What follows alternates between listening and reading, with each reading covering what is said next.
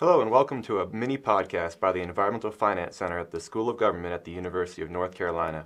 We're recording this on a beautiful fall day, September 24th, 2021.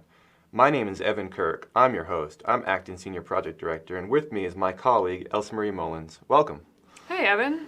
I'm a project director at the EFC, and in addition to providing the technical assistance for Small System, I work on applied research questions, including the impacts of COVID-19 on utilities and their customers. We're here to talk about using local fiscal recovery funds for water, wastewater, and stormwater infrastructure projects. Elsa Marie has been keeping track of COVID-related federal funds, and we wanted to share what's been happening and some answers to frequently asked questions in this mini podcast. First off, where is the money coming from, and how does it get to water and wastewater utilities? Well, as part of the American Rescue Plan Act that Congress passed in March of 2021, $350 billion was designated as state and local fiscal recovery funds. Some of those funds went directly to states, counties, and large municipalities. Then, through the state, in North Carolina, it's the Pandemic Recovery Office, or NC-PRO. Other funds are distributed to the smaller units of government. Although in some states, such as here in North Carolina, some of those funds might be used for infrastructure projects, today we're going to focus on the local fiscal recovery funds, which are those that are mostly in the accounts of local governments already. Okay, so that's where the money comes from. What can the funds be used for? Well, there's a whole list of eligible expenses, and three of the categories focus on mitigating the health impacts of the COVID pandemic, but we're going to focus on the water and wastewater infrastructure part. There's also broadband in there, but that's not what we do.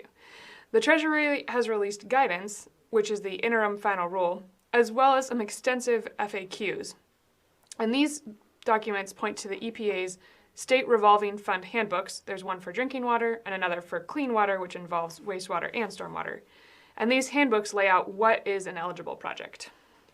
Okay, so taking a look at those handbooks, the categories for use seem pretty extensive. On the drinking water side, it lists projects that have to do with treatment, transmission and distribution, source water, storage, etc. On the clean water side, it lists projects related to centralized wastewater treatment, energy and water conservation, stormwater, agricultural best management practices, desalination, the list goes on. Are all these categories really eligible? Yep, there's a lot there. Pretty much any capital project for wastewater or drinking water are eligible, as well as the planning that goes along with those projects. Okay, so there's tons of options, but what isn't allowed under these guidelines? Yeah, so there are a couple of things that utilities can't spend the money on.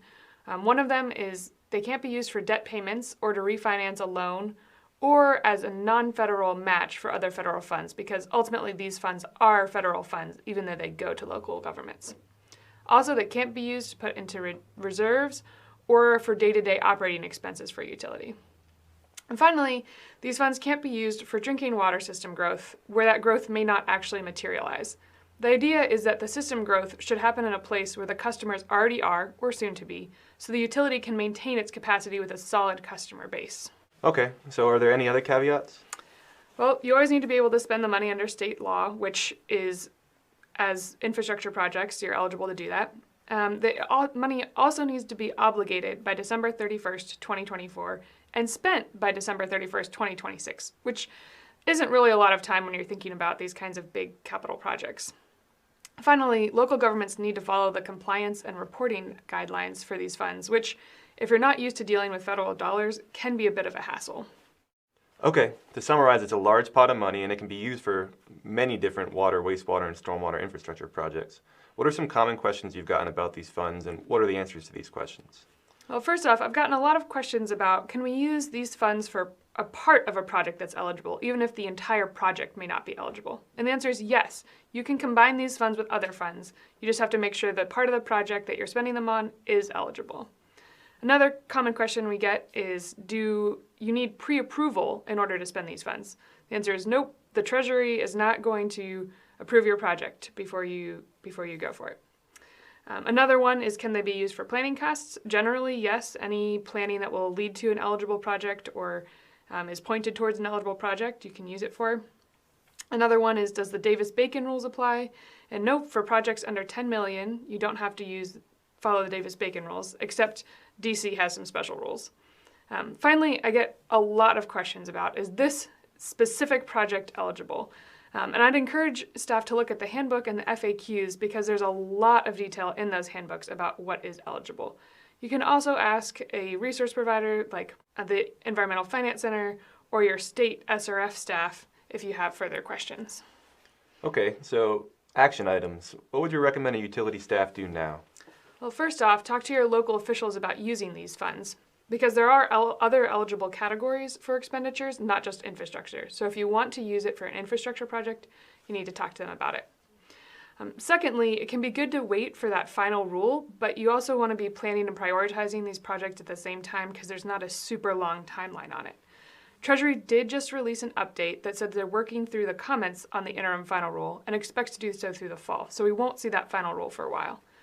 But the Treasury guidance also states that a local government can spend those funds according to the interim final rule and won't be held to that final rule. So the interim final rule is effective and binding, and you can spend your funds on eligible projects under that interim final rule. So there can be good reasons to wait, such as waiting for clarity from the final rule or seeing how your state will designate their state fiscal recovery funds, but you're also okay to go ahead and start spending them. That's great. Is there anything else to note, though? Well, these funds, they're really exciting and they're already in your accounts and you can use them for infrastructure projects. Here at the EFC, we always want to remind utility managers and local government officials to keep in mind the long-term goals of the utility. How will the infrastructure you build today be maintained in the future?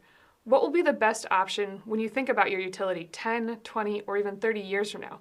You want to be able to continue providing these vital services to your community, and thinking long-term will help you do that. If you'd like assistance with that thinking or prioritizing projects, you can always contact the EFC at efc.sog.unc.edu. Well, Elsa Marie, thank you so much for putting together this information for us today, and thank you for the update on local fiscal recovery funds for water, wastewater, and stormwater projects through the American Rescue Plan. This has been a mini podcast by the Environmental Finance Center at the University of North Carolina School of Government. Thank you for listening, and I hope everyone has a wonderful day.